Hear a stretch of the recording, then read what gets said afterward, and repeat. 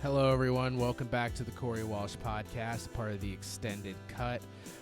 Today we're having on the founder of the Big Sports Guy blog. You might know him. He's been on the podcast before. Been a co-host. His name is Kyle Ericson, and we're going to talk some NFL draft, winners and losers, and discuss the new playoff format. We also get into a little talk in the beginning about NCAA football and Madden franchise mode. So without further ado, let's get Kyle on the line, and thanks for listening. All right, so now we have on the line Kyle Ericson from the Big Sports Guy blog post. Welcome, Kyle. Hey, Corey, how you doing? Thanks for having me on. Oh, it's no problem whatsoever. So, Kyle, you've been telling me as of late that you are pretty much a Nick Saban of the NCAA football world. Yeah. Quarantine has given me a lot of time to dive back into NCAA 14. Probably my favorite sports game of all time.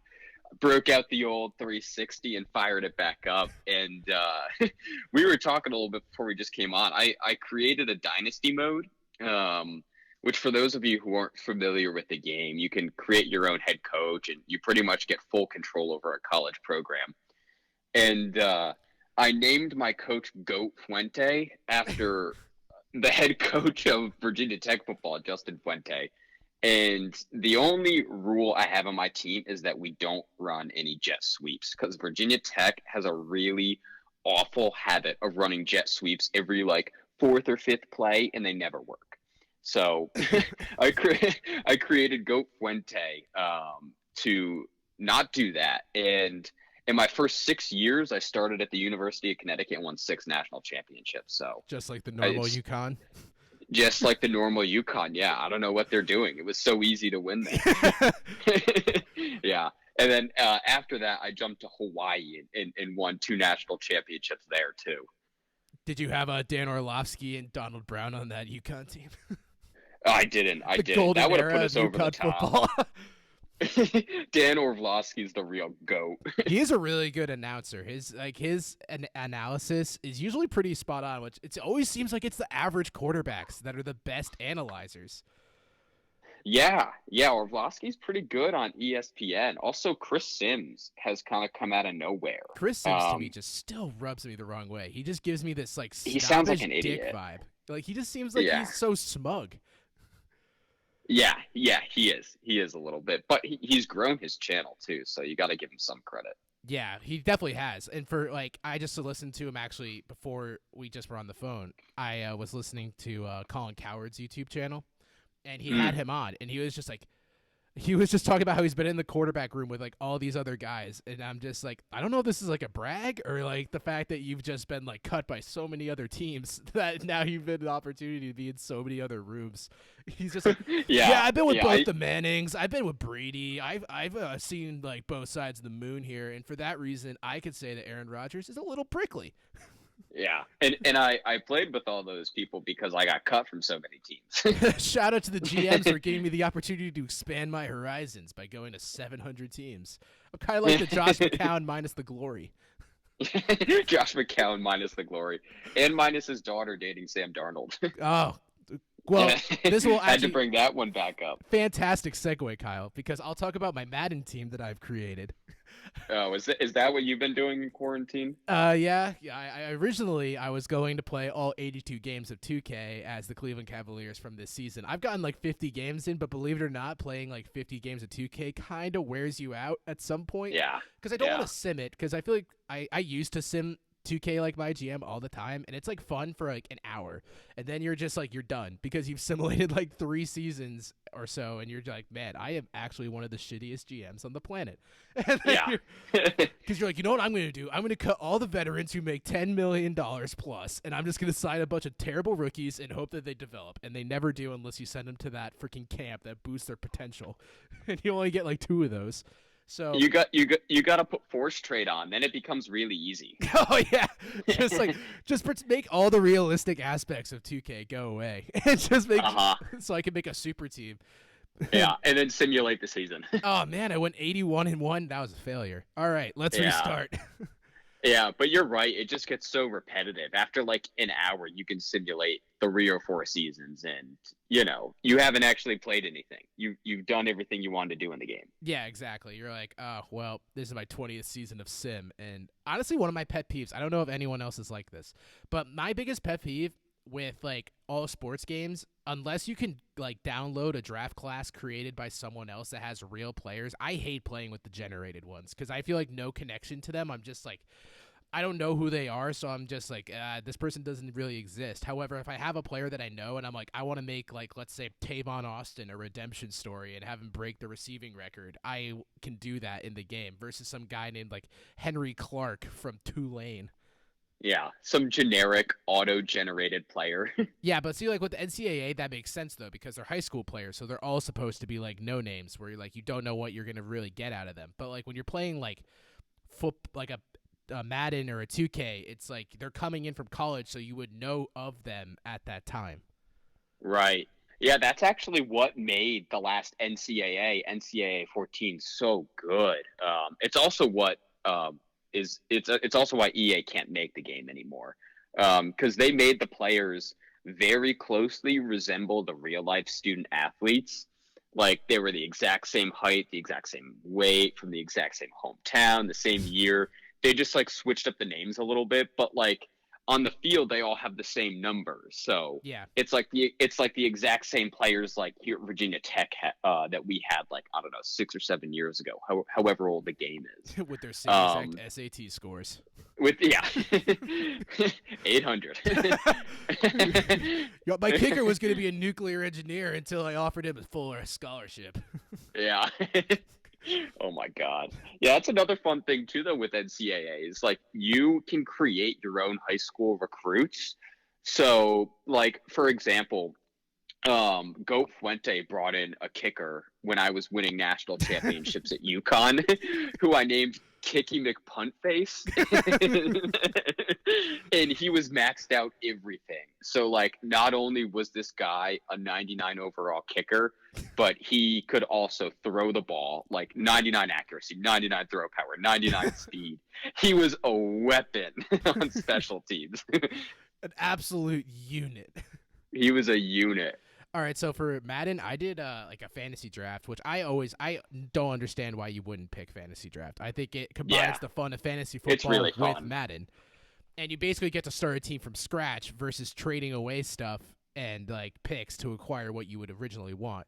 So I did the Eagles because this is like honestly a super embarrassing moment for me to share, but I think I have some sort of PTSD because I was like, I want to pick a team that's never won the Super Bowl. I'm going to go with the Eagles. And then it took me about my second game and I'm like, wait a minute. I was like, the Patriots lost to the Eagles. I guess I guess I blocked that out of my memory.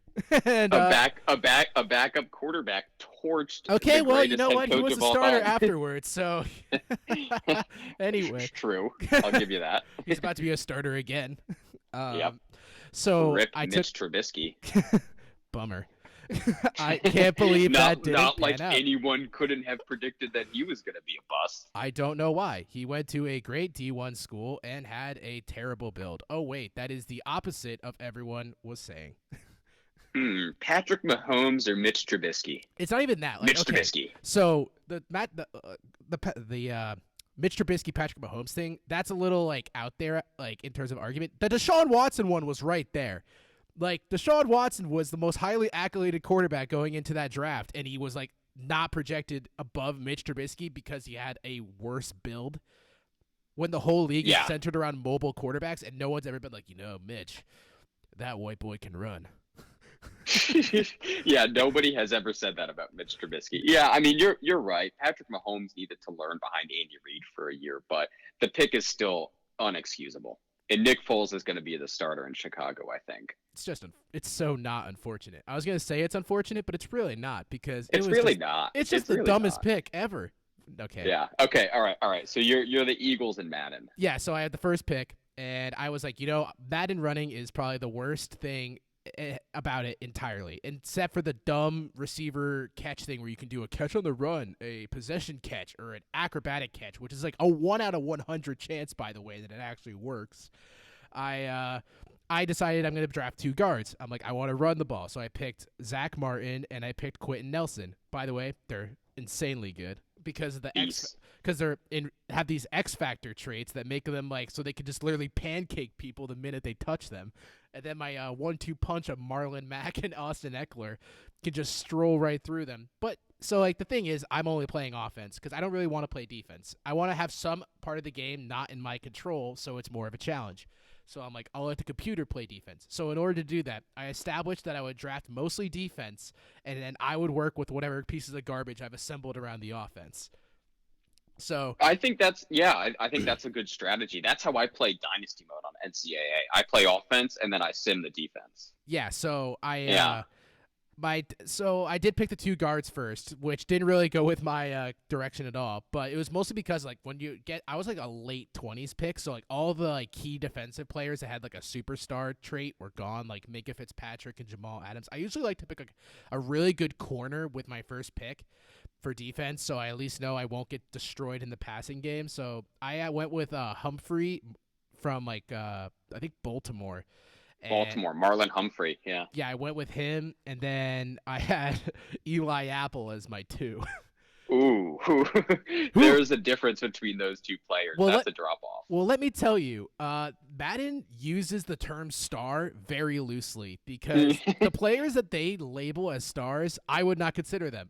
The ones that are stars, quote-unquote, I'm saying, on my team, apparently are Leonard Williams, the right end who got traded from the Jets to the Giants mid-season because he was that much of a star. I also like this safety Chuck Clark is a star, and he was a 76. Yeah, he is.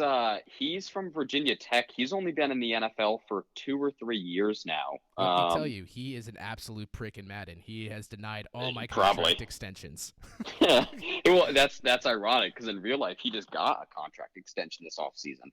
I think they gave him 3 years and $15 million, something like that. I tried to offer him $4 million a year. He said no, and he said he was insulted. So then I franchise tagged his ass, and now he's stuck here forever. Oof. And then sucks for him. So like, I basically built around the defense. I thought I built it somewhat well. I was horribly mistaken. In my first year, I went 8-8 because I drafted Sam Darnold as my quarterback because I'm like, I'll develop him into like a decent quarterback. They made quarterbacks so much worse in this Madden. I can't make a single decent pass to like any receiver that's open if I bullet it with Sam Darnold. It would just be like inaccurate, and he throws it into like the Gatorade can on the sidelines when I'm throwing like an outside slant, and I'm like, what is happening? So I went 8-8 in my first season. Next season, I started off 6-6, and I'm like, oh my god, no, I cannot go 8-8 again. So, but also, this is where my team got interesting in my second year because I wanted to get I downloaded the draft class from this past draft, and I wanted to take one of the big wide receivers with my first pick. I wanted to take CeeDee Lamb, Jerry Jeudy, not really Ruggs, and I landed with Ruggs. Okay. I mean, Henry Ruggs is still really fast, though. He added to a sweet wide receiver core of Sammy Watkins, Deontay Johnson, and Adam Humphries. Let me just tell you, before you give me any comments, Adam Humphries was shifted to the Cincinnati Bengals for a 3rd-round pick once I drafted Ruggs. Yeah, I was just going to say that the tradition of really shitty wide receiver play in Philadelphia continues. That's a little offensive because then in the offseason, I made some really slight upgrades to the wide receiver position. I upgraded Adam Humphries to Philip Dorsett, which was... Is that an upgrade? It actually was, in terms of the field. Okay. Like, Philip Dorsett had probably the most yards on my team because Sam Darnold can only throw 5 yards in Madden, apparently. And I also wanted to have 2 tight end weapons, so I went with Hunter Henry and Eric Ebron as my 1-2 punch, which was pretty fun when I got the ball there. Yeah. That's pretty solid. You just have to keep them within 5 yards so Sam Darnold can make the throw. Yeah, so in the second round, I also had DeAndre Swift somehow land in my lap, and I was like, well, I already have 2 really good running backs, but I guess I'll take Swift. Maybe like he'll come in when one of them's tired. He never touched the field in his second year. He didn't take 1 snap, even though I put him as the second string running back. Marlon Mack just like absolutely went off in the season, and we lost in the NFC Championship after going 10-6. So now I'm on the 3rd season, and I made my goal winning the Super Bowl. So if I don't win, I'll just start a new franchise. True. Will you get fired in franchise mode in Madden if you don't win the Super Bowl? Yeah, that says because I guaranteed it, my my fire risk is extremely high, so I'm kind of forcing Oof. my way out. Yeah. Well, that's okay. You can start over fresh somewhere, maybe at a franchise who upgrades the wide receiver position. I think I'm just gonna make a new fantasy draft and start all over. Yeah, no, just scrap it entirely. Yeah, So that's the thing about NCAA football. I would like to just go from one program to another, but I also don't want to have like players that are like on the fringe of retiring just retire, and I don't get to ever use them. Like Tom Brady took 2 more years to retire, and he won the MVP in Cincinnati, for God's sakes. Wow. I think he's going to win the MVP in Tampa. I think that might be a little preview. I really hot take. smoldering. Because the media totally isn't blowing smoke into Tampa's rear right now. Yeah. No, I mean, they're just going to win the Super Bowl. That's it. They're just going to win. It's that simple. It's a minor thing. All right, so I guess this is a good segue for us to talk about the draft. Yeah, not the fantasy draft, the real one. Unlike the one we did with Ian last week, this is going to be like a full draft recap, but we're only picking 2 winners and 2 losers each. So, Kyle, I will let you go first to say your first winner. Sure, yeah. I think pretty obviously the Miami Dolphins are a big winner from this year's draft. Yeah. Oh, yes. I mean, you and I both have dads who are longtime Dolphins fans, and they have been bad for so long. It's sad but true. Yeah. And Ginty's dad. Yeah. Noah Ginty, shout out if you're listening. Sorry to quickly interrupt. I feel like most dads are Dolphins fans. I'm coming to find out. I don't know how this happened, but it seems like Dan Marino. I don't know why, but it seems like every person. I know it's like obviously it would be Dan Marino, but at the same time, like they're still there, and they had to have switched to them at some point. Dan Marino wasn't around like in their like teens. It was later, unless depending on how old your dad is. Yeah, depending on how old your dad is. Yeah. Yeah, it is weird why so many old men are Dolphins fans. But, hey, to each their own. They've stunk for pretty much all of our lifetime. So, as long as I can remember, I think the Dolphins have only made the playoffs once, maybe twice. No, I think 3 times. Okay, 3 times that we've been alive, they've made the playoffs. Yeah, it's a pretty impressive number. It always comes up on those graphics. Yeah, it's really impressive. No, but the Dolphins, I think, finally have their franchise quarterback in Tua. And I think, like many, that it's just a great spot for him. He can sit really for as long as Miami feels like he needs to. Ryan Fitzpatrick will be a competent quarterback. And also, he'll do a lot to help Tua just learn how to be an NFL player his rookie year. Learn how to break down film with this guy who went to Harvard. I mean, just make sure his hip is fully healed before they throw him in. I think it's a great situation. And, I thought it was really funny hearing all the smoke screens that the Dolphins were putting out leading up to the draft. It was so agitating. Oh, it was so. Yeah, I thought it was entertaining. Like we heard something leak last week, like, oh, the Dolphins want to trade up to 3, but they want to take a tackle. That is the worst PR I've ever seen in my life. I know. The Dolphins are ready to throw the house to trade up and get Joe Burrow. Do I think the Dolphins liked Joe Burrow? Yeah. Would they have traded up for the right price? Yeah. But Joe Burrow was going to Cincinnati. Was any team not interested in Joe Burrow? Maybe. What team was that? Probably Detroit. Obviously Detroit. Matt Patricia's like, I don't know. Yeah, I don't know about that. I don't know about that guy. I'd rather just take the guaranteed quarter. Yeah. No, but the Dolphins really did a great job landing Tua. And then on top of that, with their other 2 first-round picks, they filled 2 pretty big needs. At 18 in the first round, they took an offensive tackle, Austin Johnson from USC. And then at 30, they added a cornerback from Auburn, Noah Igbenogbe. I probably pronounced that wrong. Yeah. God, you are the worst. That name was so easy. It was a lob. I suck. I should go, actually. You didn't even say Tua Tagovailoa. Tua Tagovailoa. You could just sound like Roger Goodell and just go like, if anyone's name you don't pronounce, you just like fade off afterwards. Just be like Tua Tagovailoa. Quarterback, just kind Alabama. of fade off at the end. Yeah. Yeah, and switch to my sweater before I do it. From my jacket to That my was sweater in so my basement. weird. We can talk about that towards the end. Yeah. Oh my God. No, but yeah, I mean, on top of the draft, like the Dolphins are just really an ascending team, right? Like with their later picks, they did a lot to bolster both their offensive line and defensive line. They bolstered their secondary. They drafted this guy in the third round from Alabama, Raekwon Davis, who's like 6'7", 300 pounds. A And unit. for the last 3 years at Alabama, he's been graded as one of the best run stoppers in college football. And then, of course, in free agency as well, they signed Kyle Van Noy away from the Patriots and Byron Jones away from the Cowboys. The Dolphins are really in a great spot going forward. And I really Brian, like one of those. Kyle Van Noy, No. R.I.P. No, I didn't really enjoy that one. I was referencing more UConn alum Byron Jones. oh, UConn alum Byron Jones, yeah.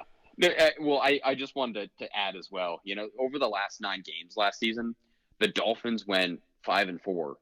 The Patriots, on the other hand, went 4-5 with Tom Brady. Why does this feel like an attack? I'm just pointing it out. Brian Flores is a really great head coach, and I think the Dolphins are building something great long term. I think they're still probably a year away from being competitive, being like a real threat to make a playoff, the playoffs and make a run. But I love the direction that they're going, and I thought they had a terrific draft.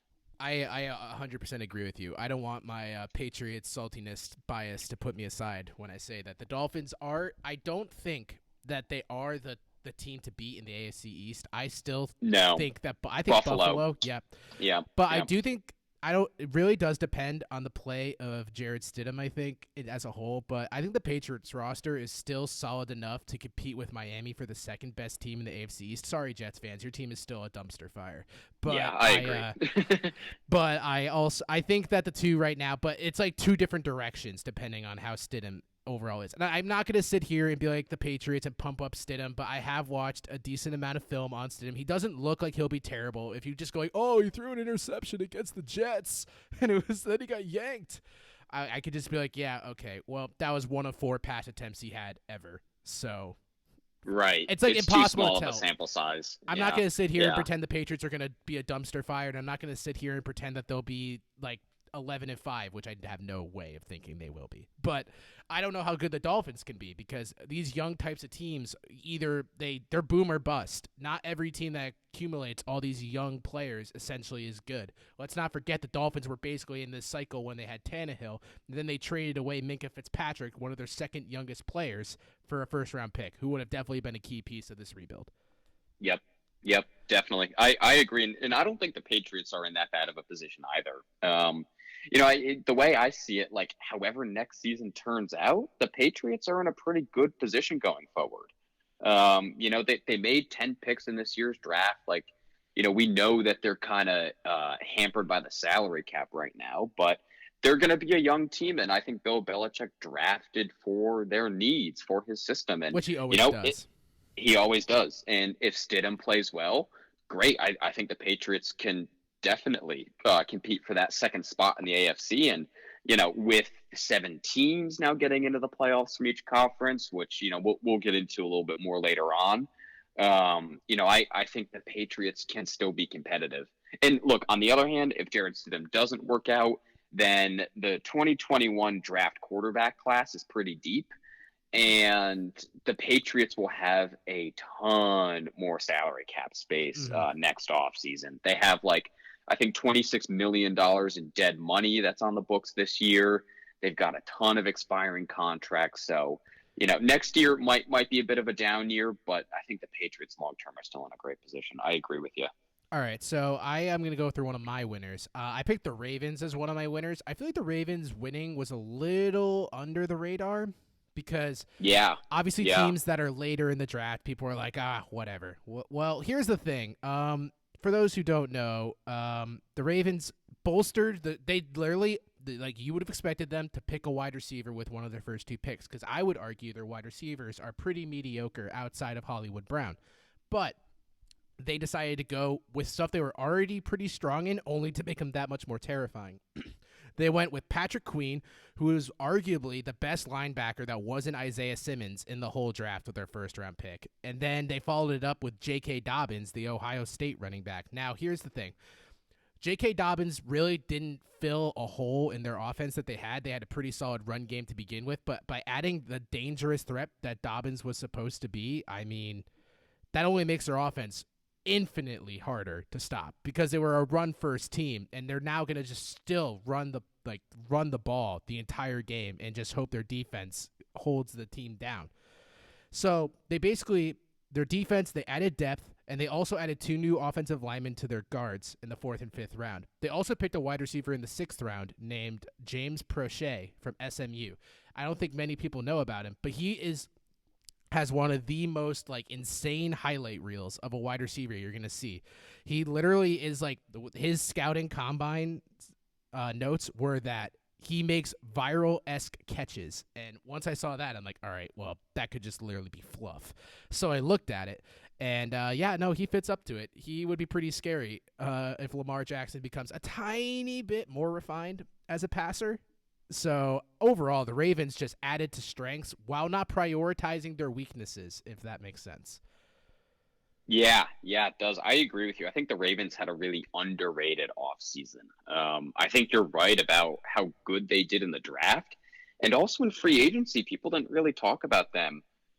They added Calais Campbell to that defensive front, which was already stellar last season. They also added Derek Wolfe from the Broncos, who's an underrated defensive lineman.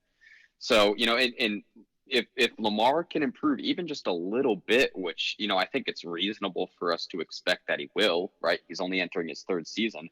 Mm-hmm. Baltimore can be really competitive again. My only concern with them is just because of the success and the hype that was built last season. They've got a target on their back.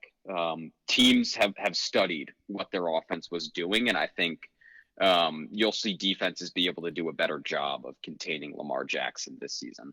Yeah, it's like the running case quarterback syndrome. It's like the less film you have as a running quarterback, the more, if you don't succeed in those early stages, that's more concerning to me. Yeah, because I if you agree. can't succeed with no one knowing how to prepare for you, then how are you going to succeed when people know exactly what you're going to do? The best quarterbacks have to break through that ceiling of the film being known about you to then improve your game in other aspects to cover the weaknesses that the film showed. Yes. Yep. And we'll see over the next year, 2 years, 3 years, if Lamar Jackson can do that. Because, this year, assuming there was a 2020 season, this is when he's going to see defenses really, having him figured out. So we'll see, like you said, if he can take that next step and rise above it. But, you're right. Like a quarterback who out the gate can't, when defenses don't know what to expect, if you still can't execute, there are problems. Lamar Jackson's proven that that's not the case with him. All right, Kai, you want to do one of your winners? Sure. My second winner is the Denver Broncos.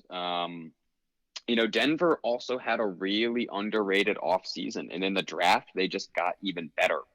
There's a bit of an AFC West arms race going on right now where, Kansas City with Patrick Mahomes and Andy Reid, they're going to have the AFC West on stranglehold for a while. But Denver's done a lot to try and at least compete and be a legitimate contender for a wild card spot. To start with what they did in free agency, they lost the longtime cornerback Chris Harris Jr., who signed with the Los Angeles Chargers. But in his place, they traded for A.J. Boye and only had to give up a 4th-round pick to get him. Denver can't survive without an elite corner. They kind of do need one. It's pretty important for the defense. But they also retained Justin Simmons, the Pro Bowl free safety as well, which is important. And to the defensive line next year, Bradley Chubb is going to be back and healthy for the first time since last preseason.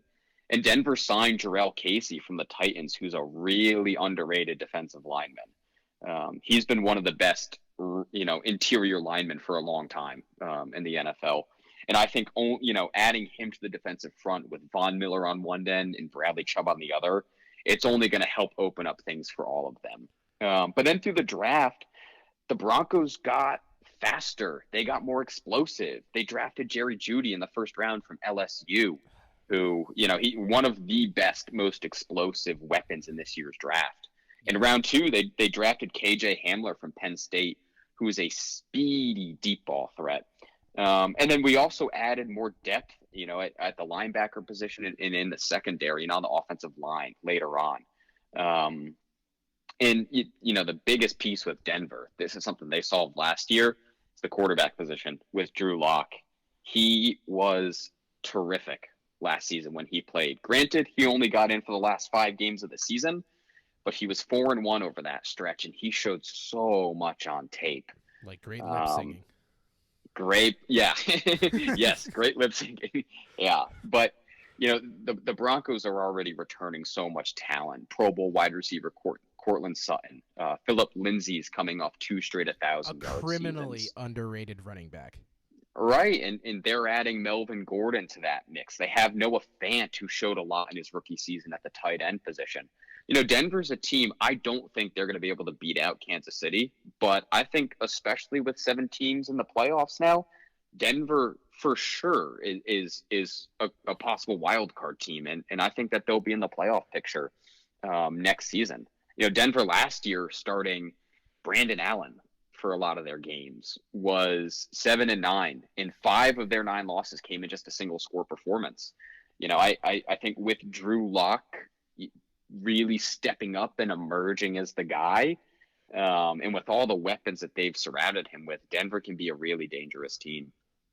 I 100% agree. So this is going to be a little bit of a funny transition for you. I'm going to go in reverse of Peyton Manning's career. I think the Colts were a huge winner in this year's draft. Yeah. Yep. They did this without a first-round pick, but I'm going to technically count their first-round pick as being DeForest Buckner, a absolutely insane defensive tackle to pick up. And the only reason the 49ers didn't dump him because of production, they solely dumped him because of money. And they just did not want to pay $21 million. And then they just ended up trading that. They used the pick that they got from the Colts for Inman, another defensive tackle. So basically they just did it for pure money reasons.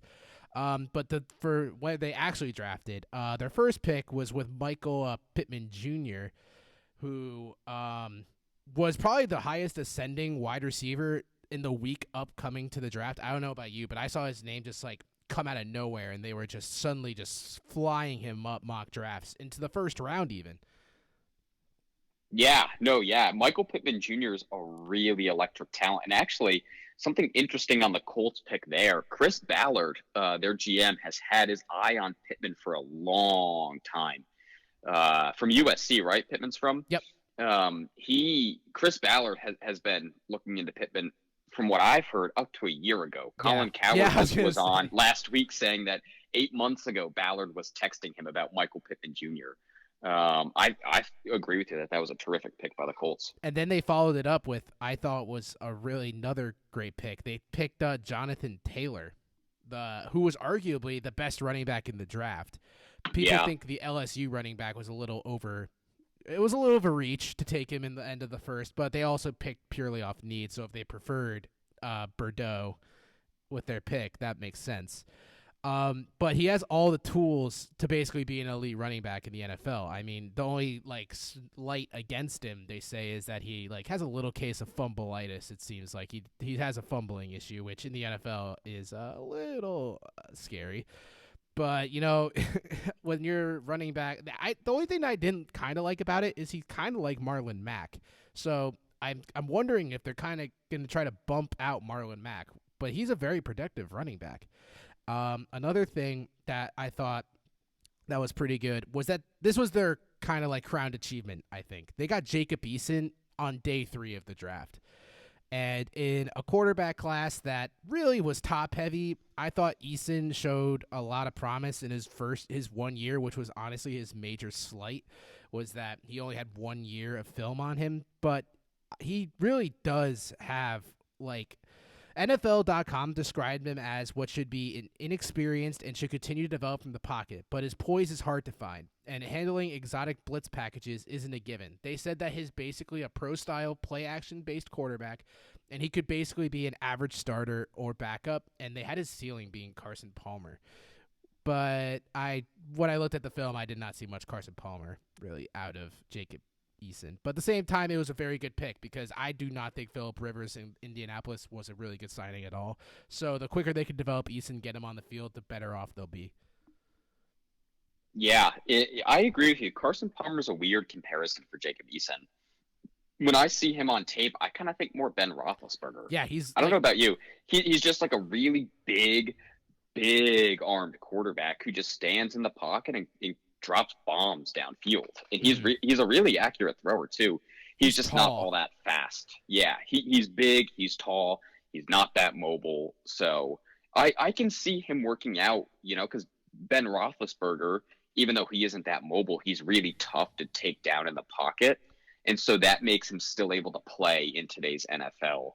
I could see Jacob Eason taking a similar route, especially because he's with a great team in the Colts. He can sit behind Phillip Rivers for the next year or two. Head coach Frank Reich does a great job with quarterbacks. So I kind of like the pick as well. I'm with you. All right, Kyle. Who do you got as one of your losers? All right. Big loser for me is the Houston Texans. No. Yes. What? Bill O'Brien, since he took over the GM role pretty much before this season, has been terrible. He's been terrible. They're losers in the draft because, first of all, they only had 5 draft picks. Let's start with that. Why was that, Kyle? Because they traded them all away. It was so stupid. Okay, so we're not just going to consider the draft here. We're going to consider everything Bill O'Brien's done. With Laramie Tunsil, he traded away 2 first-round picks to get this left tackle. And because he traded away 2 first-round picks to get him, and he was on an expiring contract, Bill O'Brien lost all his leverage in contract negotiations. So he gave up 2 first-round picks and then just severely overpaid Laramie Tunsil. I think it was a 3-year, $60 million contract where he's making 21 or 22 each year. That's fun. It's a need on the team. Some new masks for Laramie, so. Yeah, he can afford plenty now. But it makes very, very little sense from a football standpoint. And Bill O'Brien sacrificed not just 2 first-round draft picks, but all his leverage. And that's particularly a problem right now for the Texans because Deshaun Watson's contract is coming up. Maybe if Bill O'Brien was a little bit more intelligent with how he acquired Laramie Tunsil, he would not have had to trade DeAndre Hopkins for salary cap reasons because he wouldn't have given all his leverage away to Laramie Tunsil, which is another issue, the DeAndre Hopkins trade that we all know about. I want to just compare the DeAndre Hopkins trade real quick to the Stephon Diggs trade from Minnesota, because I think that is a good comparison to show you how fleeced Bill O'Brien got. So Bill O'Brien traded away DeAndre Hopkins as well as a 4th-round pick to get back a injury-prone backup running back in David Johnson, as well as a 2nd and 4th. So he pretty much acquired a 2nd-round pick and a backup injury-prone running back, and they swapped 4th-round picks for DeAndre Hopkins. From Arizona's standpoint, it's highway robbery because Kenyon Drake is already their starter, and if you watch, their highlights from last season, if you watch their games, Kenyon Drake was clearly the better runner. He was clearly more explosive. He clearly brought more to the offense. So Arizona did not lose very much, and they got arguably the best wide receiver in football right now to pair with a young quarterback who could really use that sort of help. Whereas if you look at the Stephon Diggs trade from Minnesota to Buffalo, Buffalo had to give up a 1st-round pick, a 5th-round pick, a 6th-round pick, and a 4th-round pick next year in order to get him. Yeah, not to which is a much bigger return there for Minnesota on their star receiver. And Stephon Diggs is an entire tier below DeAndre Hopkins. And then what did they do with that massive gap they had in wide receiver? Oh, let's trade for the wide receiver that has been traded 4 other times. Yes, for Brandon Cooks. Injury-prone Brandon Cooks, who I'm pretty sure is 1 concussion away from being in a coma. Right, to pair with injury-prone wide receiver Will Fuller on the other end, to pair with injury-prone running back David Johnson in the backfield. And cemented by stud Kenny Stills. It just doesn't make sense, okay? It doesn't make sense.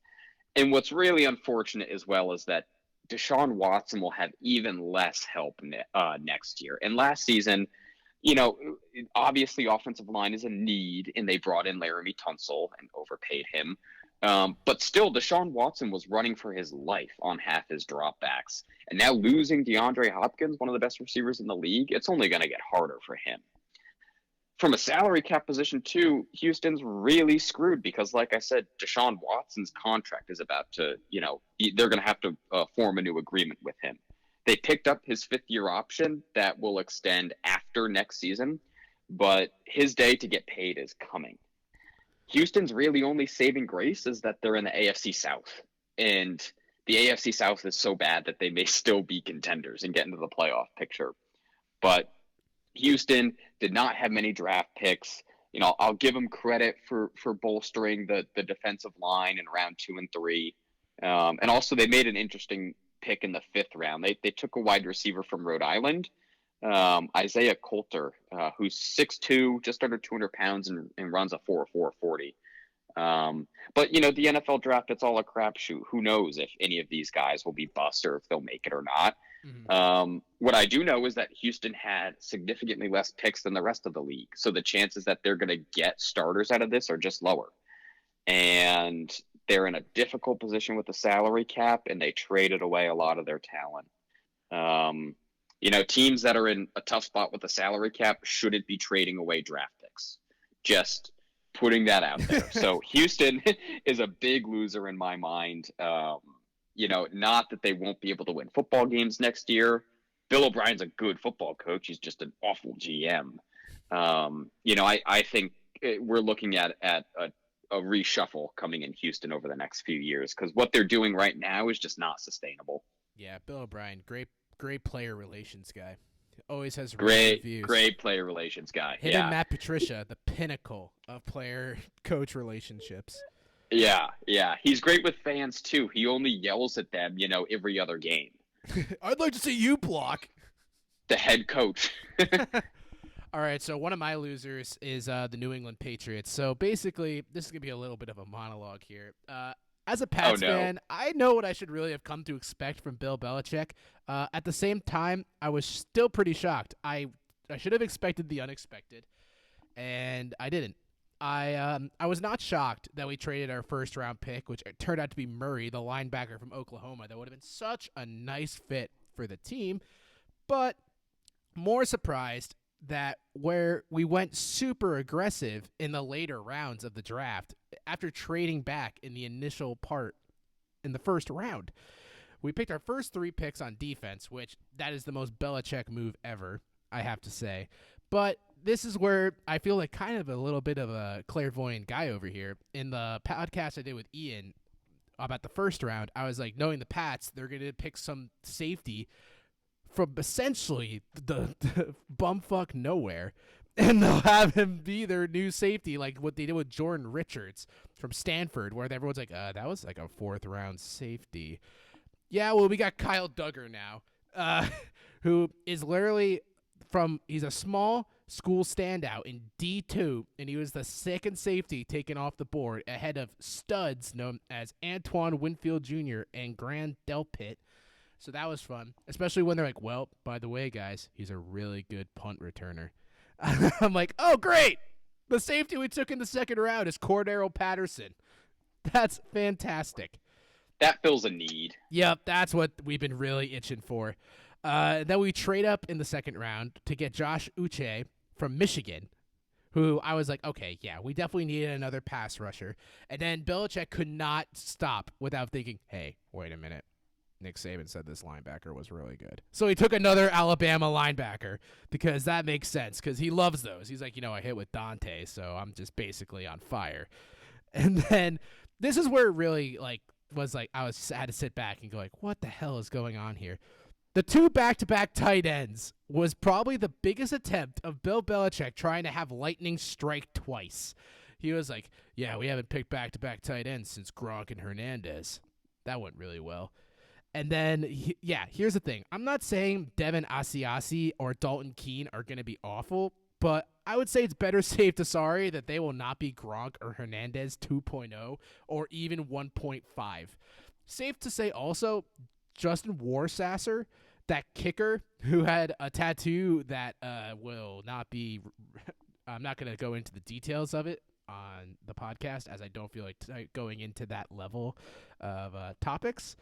I would just rather not talk about it, but that pick made sense. But of course, it had to get ruined by him having a controversial tattoo that he is now removing.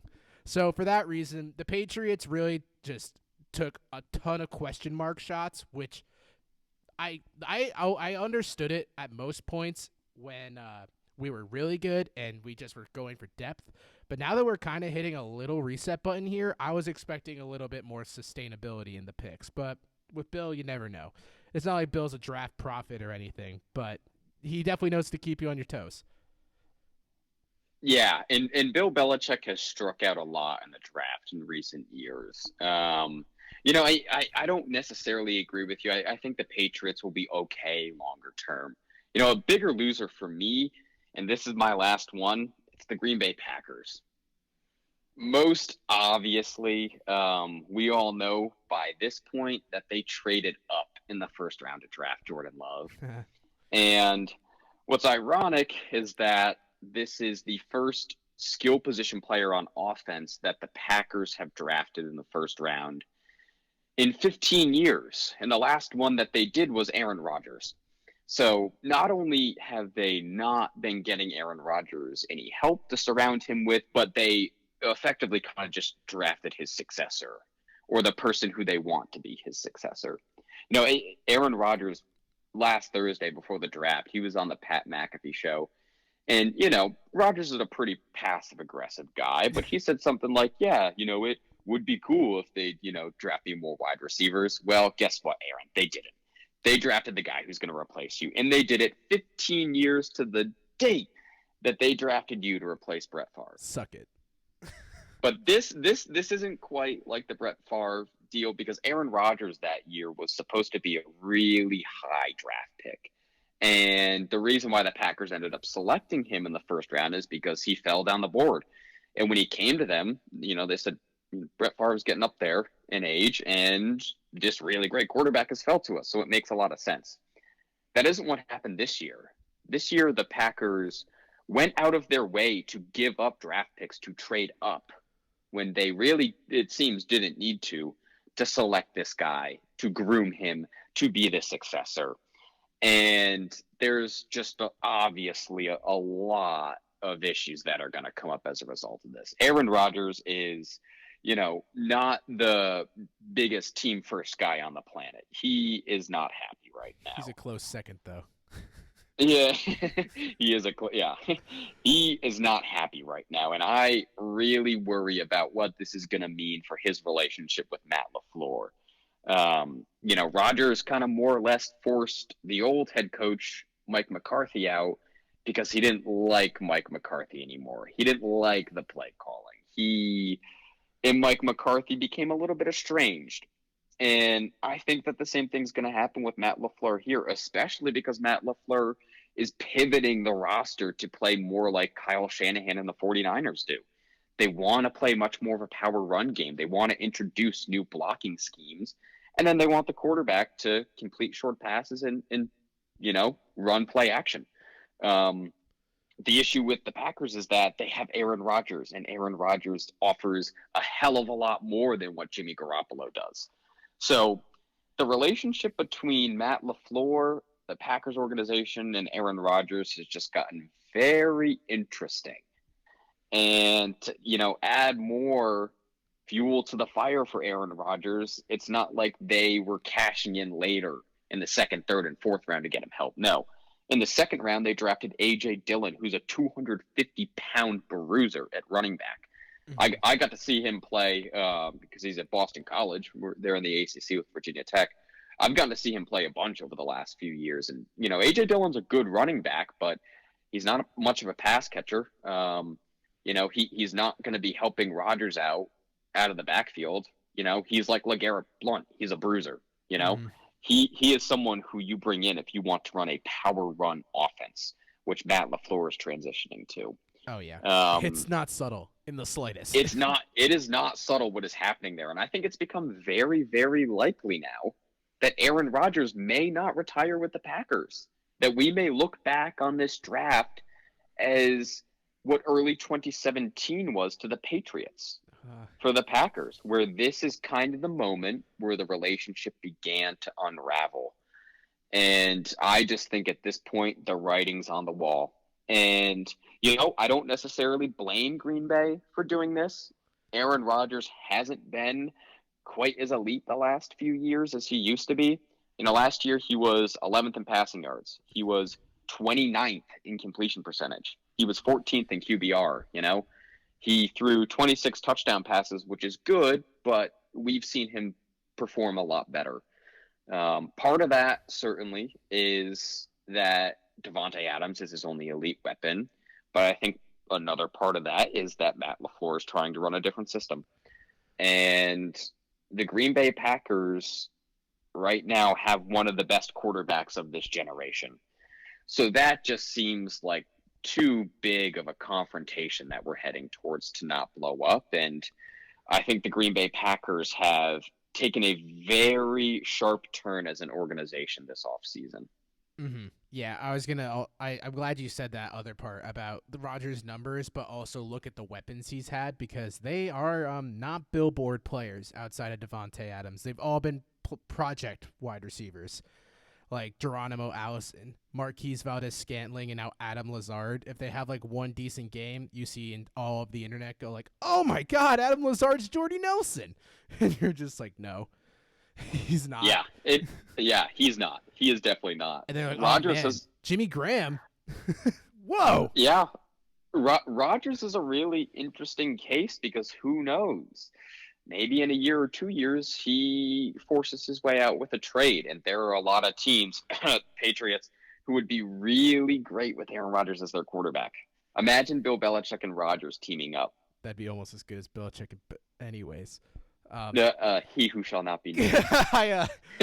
So, sorry to keep the Rodgers dialogue going for a sec, but yeah, the thing about Rodgers that I think is, like you just said, you compared it to the Brady-Pats relationship, and I'd say the only difference is Brady is known overall as a pretty good dude who would do whatever he really wants to win.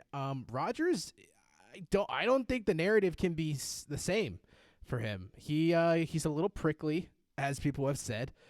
They also think, I also very much believe that if he doesn't want to be there, he's not going to just be there to win. I think Aaron Rodgers believes that he truly is the reason the Packers are who they are.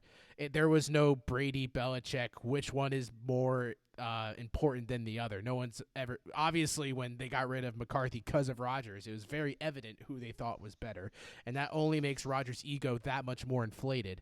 Not saying it's not deserved, but at the same time, I would expect this. I put up an Instagram poll that was like, will this last 2 years or less, or it's fine? I honestly should have just done, will this make it past this season? Because this season could easily just be it. Yes, I think Green Bay's a tinderbox. I agree with a lot of what you just said. I think that the writing is on the wall. Aaron Rodgers is not like Tom Brady. He is, like you said, he's a little bit difficult to get along with. He's pretty arrogant and condescending, just personally with people. And that's an open secret, more or less. So I think this is bad for Green Bay. And, I hope that they're right on Jordan Love because they took a very massive gamble in trading up to draft him. I do not feel like that gamble was worth it. I am on the record saying that Jordan Love is the definition of arm, but nothing else. Yeah, I don't think that it's worth it either. Jordan Love has an amazing arm, and all things considered, if we actually step back, Jordan Love went to a pretty good situation for himself.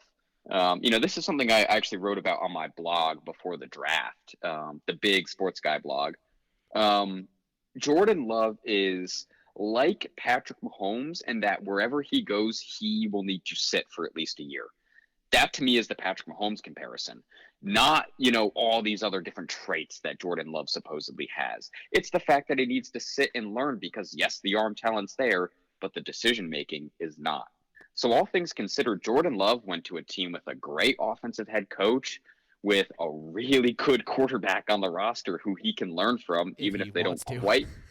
Even if they don't quite get along that well, he will learn from watching Aaron Rodgers study habits, his workout habits, his diet. He will learn from those things. So Jordan Love, I actually think, went to a situation where he could succeed. Not saying he will. No, I it think was he went to. definitely I ideal. think. I think he went to an ideal situation for him to develop. But yeah, there's a lot of arm talent and a lot of other stuff lacking. The mobility, though, the size, the arm talent, you can't teach that. Mm. Yes, I'd say the situation was ideal. The mentor, not at all ideal. It's not an Yes, Alex Smith mentor situation where he's gonna take you under his arm and be your best friend and be like, "Oh yeah, I know you're no. gonna take my job one day, but that's fine. I'm Alex Smith." No, it's not that. No, Aaron Rodgers is probably going to be a prick to Jordan Love, just like Brett Favre was to him all those years ago. Which is so So, ironic because Alex Smith and Aaron Rodgers were in the same draft class. Alex Smith was the number 1 pick who never acted like it, and Aaron Rodgers was the 25th pick that never forgot not being the first pick. exactly. Yeah, I think that says a lot about both players. Speaking of Alex Smith, have you seen the Yes. ESPN documentary that's coming out? Oh, have you seen the pictures of his leg? Yeah, it looks juicy. Ooh, yeah. For anyone listening, there's going to be a special on ESPN coming out about Alex Smith's leg injury and his recovery. And ooh, I want to the watch it so pictures of bad. his injured leg. Yeah, I'm excited for it. But that man has been through hell, I and love the that guy. idea that he might step back on a football field again is crazy. Yeah, for sure. All right, let's Yeah, finish up these losers so we can talk about the playoff format before we go. go Um, for it. my last loser is the Eagles. So it's actually kind of funny. So if you're an Eagles fan, I'm sorry that you're gonna hear this narrative, but the Eagles were basically first tortured about losing out to CeeDee Lamb to Dallas. So they were like, oh, because everyone was thinking, oh, this would be great. The Eagles desperately need a wide receiver. Then they got to be mad as with their first round pick after Dallas took them, their mortal rival, they took Jalen Rager in the first round over the more accoladed wide receiver being Justin Jefferson from LSU, which I also was just like, are you kidding me? Because Jalen Rager, weirdly enough, reminds me of Nelson Aguilar, the very receiver they're basically going to use him to replace. And I don't know about you, but I was just dumbfounded by that pick. Yeah, I was too.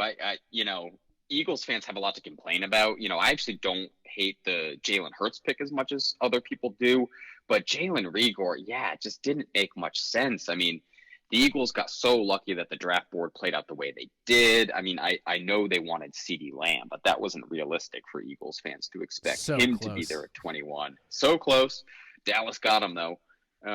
But yeah, to pass up on Justin Jefferson just didn't make that much sense to me, and just from Justin Jefferson's perspective, he got taken with the very next pick, and Minnesota was ecstatic that he fell to him. Oh, yeah. Justin Jefferson, I saw a very interesting PFF stat on him that last season in college, he had a 92.3% catch rate on contested targets, which was by far the highest in college football. I think he's a much more complete receiver. Not saying that Jalen Reagor won't be successful. He very well may be. I don't know. But Justin Jefferson, to pass up on him, I was really surprised by that. Yeah, it's a great thing you brought PFF for a sec because Jalen Rager's PFF stat was horrifying. Jalen Rager, he had a freshman quarterback throwing him the ball. His quarterback threw him the ball accurately 30% of the time.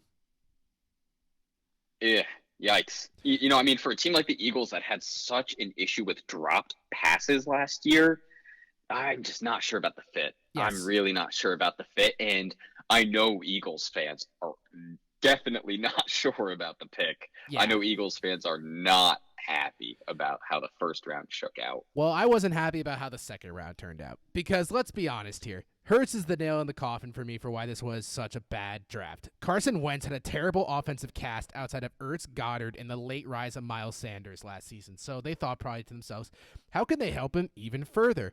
Oh, let's get him Rager. Okay, well, that was a little bit of like a throwing a dart on a board and hoping it sticks.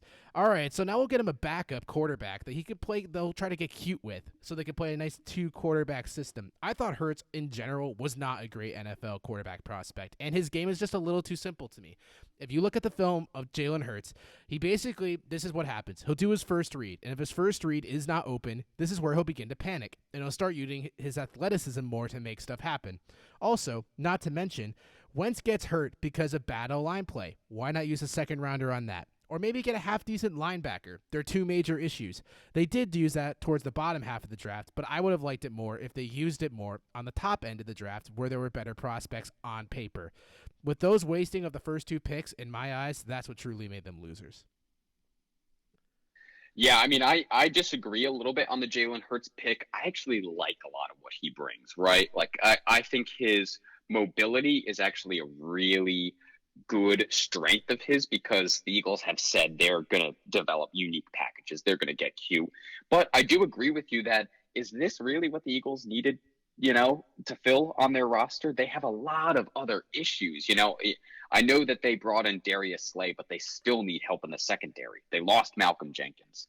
They 100% need more wide receivers, especially because their first-round pick was Jalen Reagor, and not a wide receiver like Justin Jefferson, who is a much more sure thing with his hands. So I like Jalen Hurts as a player, I think a little bit more than you do, but besides the point, it just isn't not that I should say it isn't a fit, but the Eagles have much more urgent needs. And the fact that Carson Wentz took that team last year to a division title in the playoffs, my God, get the guy more weapons, please. Yeah, it's not really an insult more to Hurts. It's more just like I would have liked this fit with Hurts on the Eagles if they didn't have their franchise quarterback already. Sure. And if they had addressed much more pressing needs before they took him too. Yeah, exactly. I think that's another factor in this as well. Yep. All right, it's now time for the highly sought debate of the new NFL playoff format. So I'm just going to lay out the rules of what just happened for this playoff before we start. So basically, for those who don't know, the NFL has never adjusted its playoff format since about 2002. The new format will add 1 team to the playoff field for both the AFC and the NFC. This will allow it to be a 14-team playoff postseason, 7 teams per conference, rather than the 12 prior team format. So only 1 team, the first seed, will now get a first-round bye. And those are basically the rules of what is about to happen. Kyle, I would like you to say why you like it first.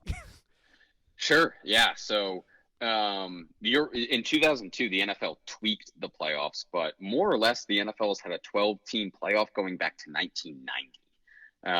And really the only reason for the tweaks in 2002 were because the NFL expanded to its 32nd team by adding the Houston Texans. Yep. Mm-hmm. So under this new playoff structure on Wild Card Weekend, there will now be 6 games. The 2 seed will host the number 7 in each conference. The 3 seed will host the 6, and the 4 seed will host the 5. And I actually like this new playoff structure for several different reasons. One, now only 1 team gets the bye week. But that doesn't necessarily change teams wanting to continue to jockey for a higher seed. The number 2 seed, even though they'll now have to play on Wild Card Weekend, if they win, that team's now guaranteed 2 home playoff games, which is an NFL team's financial dream to be able to host 2 playoff games.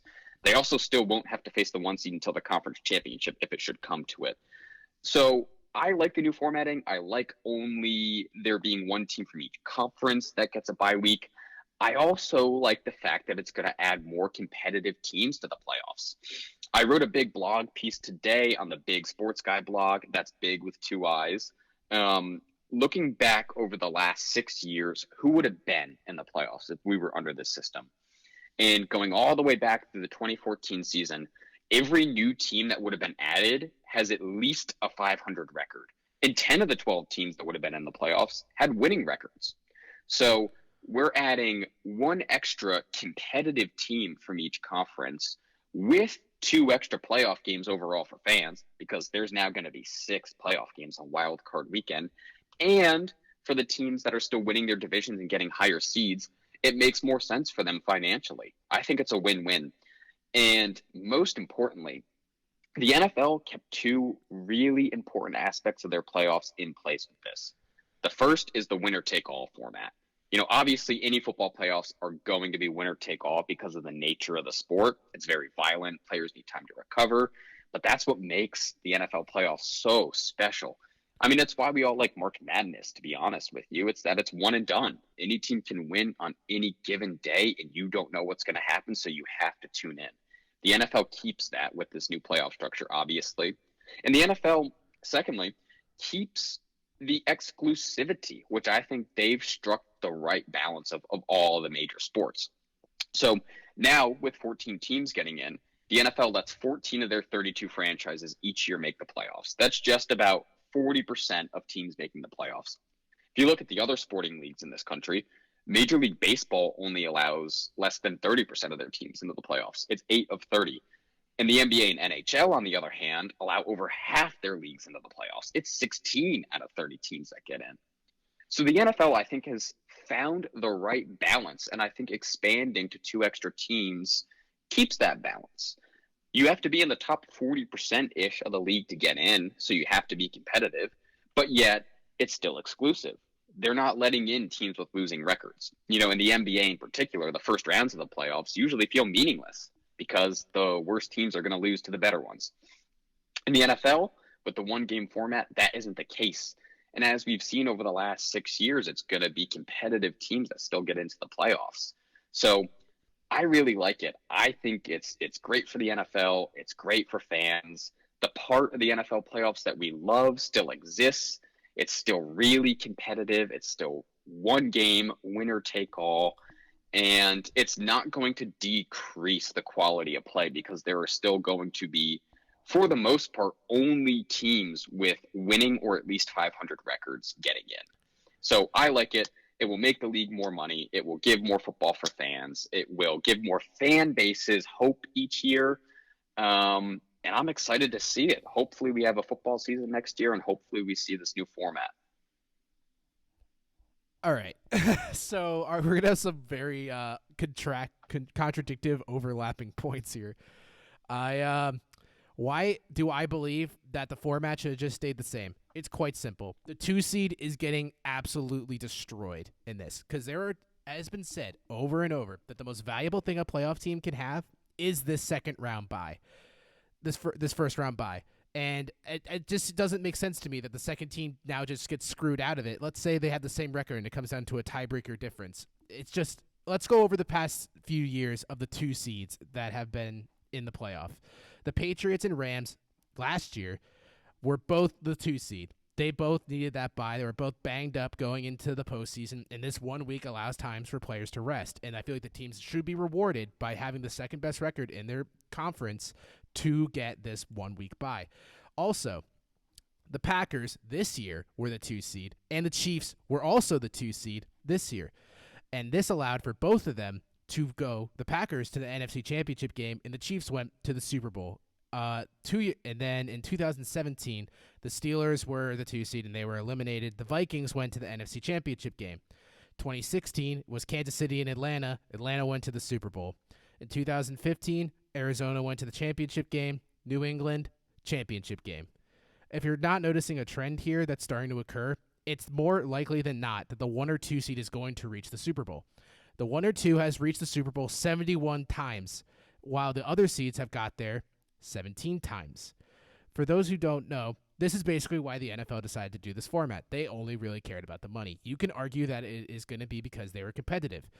But the fact of the matter is, if they were going to extend this league to 7 teams, you could say they're competitive, but they're on the fringe of 500. They're like maybe 1 game above it, or they're right there at it. If they were since 2010, if they were to do this, 5 10-win teams would have made it. 9 9-win teams and 6 8-win teams. And honestly, it's like not like it's going to be Seattle from a few 10 years ago when they had Tavares Jackson and were 7-9 that made it. But at the same time, I do believe the quality of the 7th seed is not going to even be remotely on the same level as the 2 seed, and that's the matchup that's going to occur. So you're just telling me right now the 2 seed is going to be punished by playing a dumpster of the 7th seed. By comparison, I'm not saying like it would be more interesting to me if the 6 and 7 seed duked it out and they played a separate game to get to be the seed that goes on to play the 3 seed. It just doesn't simply make sense to me that we're punishing the 2 seed by just the NFL being like, let's just try to take this cash cow and get more money out of it.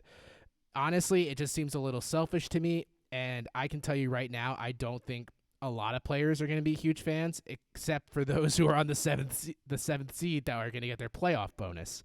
So I just don't think it's that player friendly. I think on paper it should be a more competitive league, but honestly, by adding another team, it makes it less competitive because now a whole new open slot is available to a team that otherwise probably should not have made it. I mean, when you look at the list, which you can easily find on the internet, of the teams from 2019 to 2010, very few of these teams you were probably, if you looked back on them, be like, oh, yeah, they'd put up a good fight.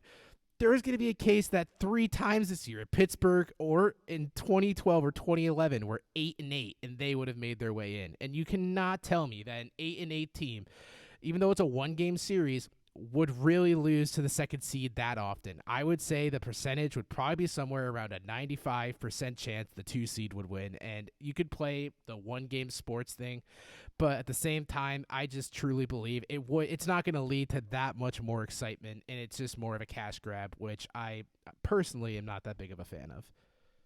Okay, so you're right about it being a cash grab. Obviously, that's why the NFL did this, but you're dead wrong about the competition. The year that the 7 and 9 Seahawks got into the playoffs as the 6th seed, that was the year of the Beastquake. Mm-hmm. So I said not every team's going to be like it. Without the 7 and 9 Seahawks getting into the playoffs that year, who otherwise you would say would be a totally uncompetitive team who 95% of the time would have lost to the Saints, they didn't. They won in the first round, and we have one of the most iconic moments of the NFL of our lifetimes coming as a result. So to say that the 7th seed will be uncompetitive is just, I think, false. All of the 7 seeds, like I said, of the last 6 years are at least 500, which, and most of them, 10 of the 12 of them had winning records. To have a winning record in the NFL is really difficult. Not to mention that on top of all that, the 2 seed isn't getting punished as severely as you think. I agree it would be nice if the 2 seed still could retain a bye week. But if you're adding teams, it just doesn't work that way. You can't have 2 teams still get a bye week. So they got to play. It makes sense for 2 seeds, though, because getting to host a second home playoff game is so huge for an NFL team. Being able to host 1 NFL playoff game is a team's financial dream, but to host 2 home playoff games where you're going to sell all 80,000 seats at a huge premium, you get a massive TV rating, your brand grows exponentially because of it. It just makes all the sense in the world. And so I don't really mind that the 2 seed loses their bye week because it still means a lot of good things for them. And yes, this is about the NFL cashing out, but it also gives fans 2 extra playoff games. So you know what? I'm okay with it. And the other side of that coin is too that a lot of the money that will be made off of this goes to the players. Under the new CBA, players get 48% of the league's revenue, could be 48.5% if some metrics are hit. But more importantly, the players get the majority of revenue from TV deals, which the playoffs are TV deal gold mines. So the players are actually getting a lot of the cash that's going to be generated from these 2 extra games. And as a fan, I like that. That's what I want to see. These guys shouldn't be getting more money because they're seriously jeopardizing the health for the rest of their lives by playing this sport. So agree to disagree on this one. I'm really excited for the 17 playoffs. Yeah, I just want to clarify that I don't think that the players should make less money. That's not where I'm really saying the issue is. But if you're telling me right now that you think that the 8-8 Pittsburgh Steelers from last year were going to mosey on in and beat the Chiefs, I think that would just be the most uncompetitive playoff game we've seen in a really long time. No, but I think the 9-7 LA Rams could have knocked off the 2 seed Packers from last year. I think the Packers last year were one of the most overrated 2 seeds I have seen in a long time. I think the New Orleans Saints actually should have gotten that 2 seed, but because of some tie-breaking rules, they didn't. And I think the LA Rams, who were surging late last season and finally getting healthy, probably could have made a run at Green Bay. They probably could have been competitive. Yeah, I agree. The Steelers might not have been because the Steelers had a ton of issues at the quarterback position last season. But that's just also a credit to Mike Tomlin for them still being an 8-8 team Oh yeah. despite all that. I think it really just depends on like you can't like I guess the argument that we're basically getting to the point of is that not every so like this rule is going to come in handy for some teams that are squeaking their way in because there's always that case of a team that probably should have been in but didn't. But like just for that case, you can also argue that a team that's going to get their way in honestly wouldn't have deserved it because there's going to be some low end teams that find their way in. And it's just going to be absolute demolishing. It might be, yeah. I agree with you that Pittsburgh would have lost to Kansas City. But that's also not the worst thing from Kansas City's perspective. Again, hosting a second home playoff game is massive. I guess would it have been the third home playoff game in the case of the Chiefs this year since Baltimore, the 1 seed, lost in the divisional round? Yes. I mean, that is a gold mine for NFL franchises. And at the same time, yes, Kansas City's bye week helped, but we are going to a 17 format. And I think playing Pittsburgh in the wild card round wouldn't have hurt Kansas City all that much. They were playing really good football down the stretch last season, and they probably would have handled business. And coming from fans of two teams like you and I, being the Patriots and Broncos that are probably going to compete for that 7th seed, I think towards the end of the season we're both just going to be like, yeah, this is pretty sweet. It's pretty sweet, yeah. Well, that's also one of the things I was trying to get at, that more fan bases now get into the playoffs. So more fan bases have hope, and the winner-take-all format allows anyone to win on any given day. The Titans beat the GOAT in Foxborough. Yes. Yes, sorry to bring that one up. It seems like there's a lot of attacks. Yeah. Oh, man. Well, thanks again, Kyle, for being on. And I hope all is well with you and your family during this tough time. Thanks, Corey. Thanks for having me on. I hope everything's well with you, too. And, stay safe. Stay inside. We can get past this. We will get past it. And you can get past it by going on Big Sports Guys blog. Big with 2 I's and big. BigSportsGuy.com. Check it out. All right. Bye, Kyle. Thanks, Corey. Appreciate it. All right, so thanks again to Kyle for being on the podcast. That was some great NFL talk. I mean, we gotta just really it's always sport that's really active right now with the draft coming out, so there's still a decent amount to talk about as compared to the rest.